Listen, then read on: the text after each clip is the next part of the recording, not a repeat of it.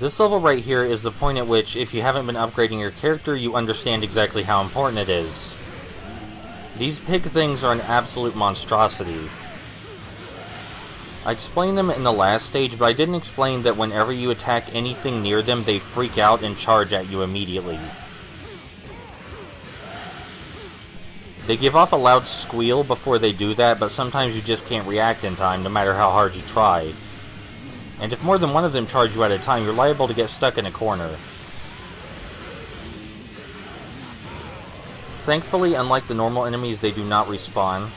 So you should probably kill all of them here before you try and do anything with your zombies. They tend to scatter your zombies all over the place.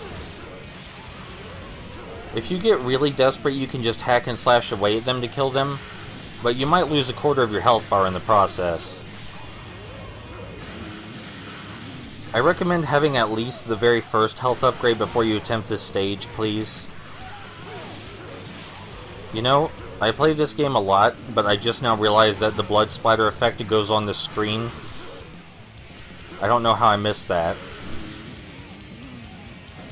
I guess that tells you it's not obtrusive, though. I kind of wish you could turn the pig monsters into zombies, but that just doesn't happen, even if you kill them with your Muso meter. Something that seems important to mention real quick is that you get some invincibility frames during your dodge. During most of your dodge, actually. So it doesn't really matter which direction you dodge in. Hell, you can even dodge towards your enemy if you want to.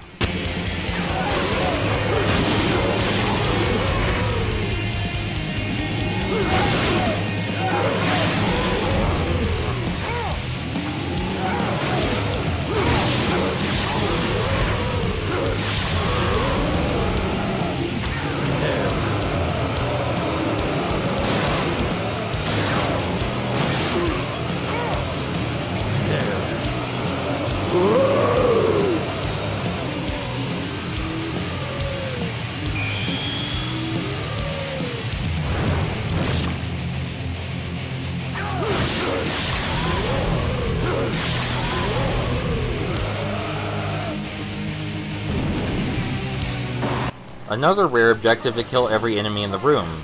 I'm going to use this opportunity to talk more about our Muso attacks still. If your attack isn't upgraded very much, your Muso attack is pretty weak, all things considered.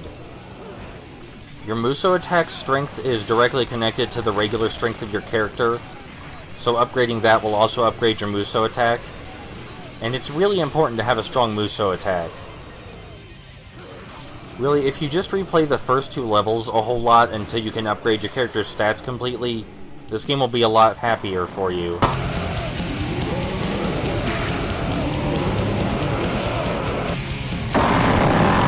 In here we meet a new big enemy with no real distinguishing characteristics from the previous one.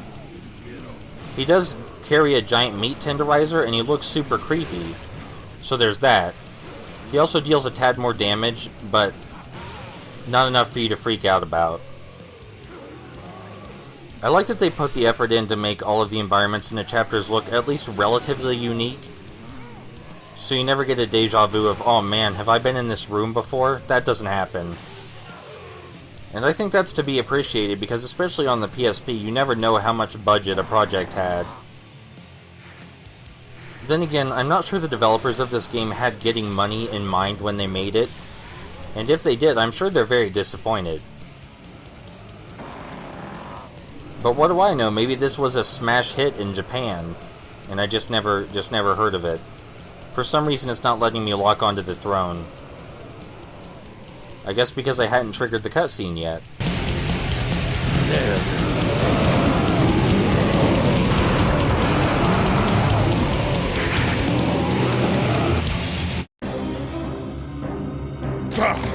Worthless cards these days. Who are you? What are you? Forgotten me already? Maybe splitting your head open will jog your memory. A ghost of the House of Blood? This cannot be! You! But you've got the wrong old man! It was the king! The king! And the queen, Fatima! That parasite! He lost his will to her, his mind! He destroyed your house for speaking out against their rule. It was all his doing, their doing, Fatima and the king! This place is nicer than I remember. Guess you came into some money after the wedding. It's true, my duchy was compensated for our part. But that doesn't mean we did it gladly. You deserve compensation as well, of course. There must be something I have that you will take in trade. Yeah, your head.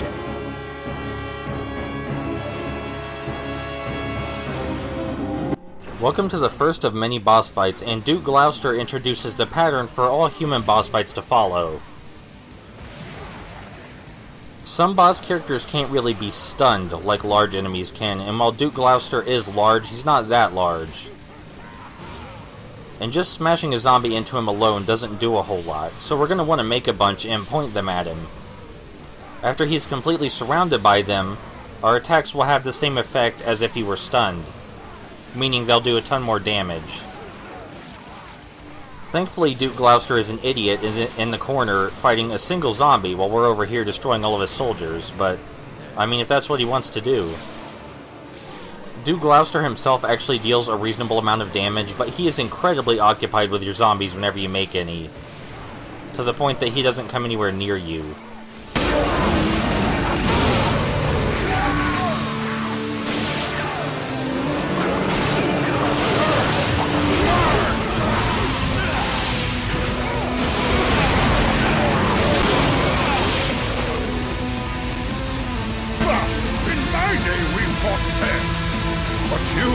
You're not human anymore. Well, one monster deserves another. Meet Fatima's little cat!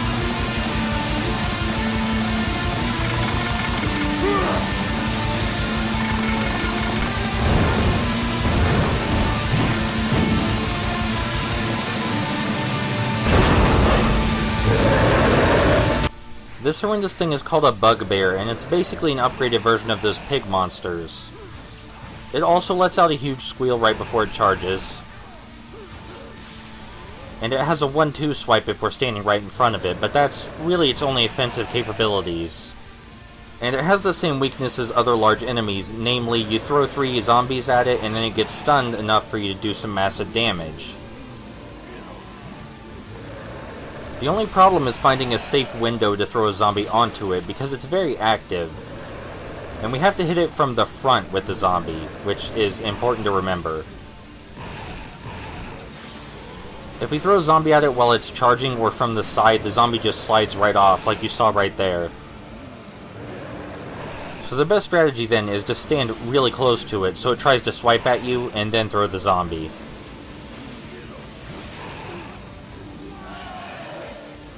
Oh yeah, I forgot to mention its giant stomp attack. Well, I guess you saw it for yourself, didn't you?